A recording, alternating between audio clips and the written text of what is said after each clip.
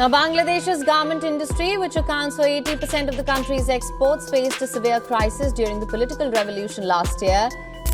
বাংলাদেশের অর্থনীতির কথা বললে একটি শব্দ প্রায় সবার মুখেই আসে, গার্মেন্টস শিল্প। এই শিল্পকে বলা হয় দেশের অর্থনীতির মেরুদণ্ড। আজ বিশ্বে প্রায় সব বড় ব্র্যান্ডের পোশাক তৈরি হয় বাংলাদেশে। আমেরিকা, ইউরোপ, কানাডা, পৃথিবীর নানা দেশের মানুষ যে পোশাক পরে তার বড় একটি অংশ তৈরি হয় বাংলাদেশের কারখানায়। কিন্তু এই সাফল্যের পেছনে লুকিয়ে আছে আরেকটি বাস্তবতা। প্রশ্ন উঠছে, গার্মেন্টস কি সত্যি দেশের উন্নতির প্রতীক, নাকি এটি লাখ লাখ শ্রমিকের ঘাম, কষ্ট আর নির্যাতনের গল্প? আজকের এই ডকুমেন্টারিতে আমরা জানব বাংলাদেশের গার্মেন্টস শিল্প কীভাবে তৈরি হলো, কীভাবে এটি দেশের অর্থনীতিতে বদলে দিল, এবং একই সঙ্গে কেন এই শিল্প নিয়ে এত বিতর্ক। বাংলাদেশ গার্মেন্টস শিল্পের যাত্রা শুরু হয় 1970-এর দশকের শেষের দিকে। তখন দেশের অর্থনীতি ছিল দুর্বল, রপ্তানি করার মতো বড় কোনো শিল্প প্রায় ছিল না।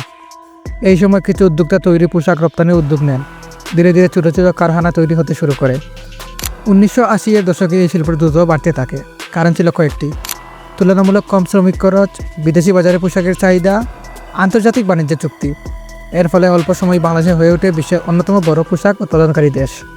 আজ বাংলাদেশের রপ্তানি আয়ের সবচেয়ে বড় অংশ আসে গার্মেন্টস শিল্প থেকে। দেশে প্রায় 40 লাখেরও বেশি শ্রমিক সরাসরি এই খাতে কাজ করে। এর মধ্যে প্রায় 60 থেকে 70% নারী। গ্রামের অনেক নারী প্রথমবারের মতো কর্মসংস্থানের সুযোগ পান এই শিল্পে। গার্মেন্টস শিল্পের কারণ, দরিদ্র কিছুটা কমেছে, শহরে নতুন অর্থনৈতিক কার্যক্রম তৈরি হয়েছে, দেশের বৈদেশিক মুদ্রা আয় বেড়েছে।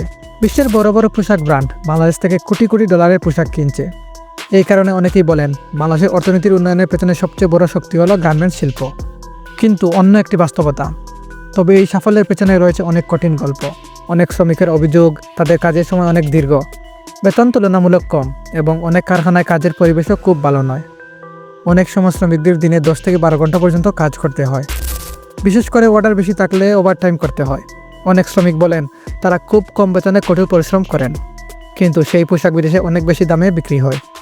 বাংলাদেশ গার্মেন্টস শিল্পকে প্রায় তুলনা করা হয় অন্য দেশের সাথে, যেমন ভিয়েতনাম। এই দেশেও পোশাক শিল্প খুব শক্তিশালী, কিন্তু সেখানে শ্রমিকদের গড় বেতন তুলনামূলক বেশি এবং অনেক কারখানার প্রযুক্তি বেশি উন্নত। চীন এসব বিশ্বের সবচেয়ে বড় পোশাক উৎপাদক ছিল, কিন্তু শ্রমিকদের বেতন বাড়ার কারণে অনেক কোম্পানি এখন অন্য দেশে চলে যাচ্ছে। কম্বোডিয়া ও ভারত, এই দেশগুলো এখন পোশাক রপ্তানিতে বড় প্রতিযোগী। এই প্রতিযোগিতার কারণে অনেক সময় বাংলাদেশে কম খরচে উৎপাদনের চাপ তৈরি হয়, আর সেই চাপ অনেক সময় গিয়ে শ্রমিকের উপর পড়ে। বাংলাদেশের শ্রমিকদের ন্যূনতম মজুরি কয়েকবার বাড়ানো হয়েছে, তবে অনেক শ্রমিক থাকার কারণে এই পরিবর্তন এখনও যথেষ্ট নয়।